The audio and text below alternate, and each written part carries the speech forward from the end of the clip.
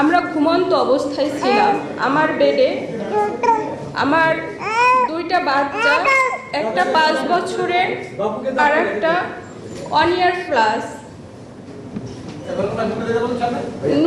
নূরের গলা ধরে শুয়েছিল ওর বড় বাচ্চাটা, যে বাচ্চাটা আজকে স্তব্ধ হয়ে গেছে।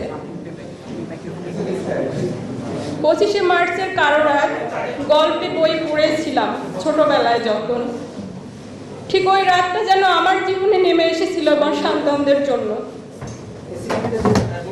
আমাদের ঘরে কোনো কলিং বেল দেওয়া হয়নি, কোনো কিছু না। হঠাৎ করে মেইন দরজা এবং আমাদের রুমের যখন দরজা ভাঙার শব্দ শুনে আমি শুধু ছোট বাচ্চাটাকে দেখে শুধুমাত্র দাঁড়িয়েছিলাম।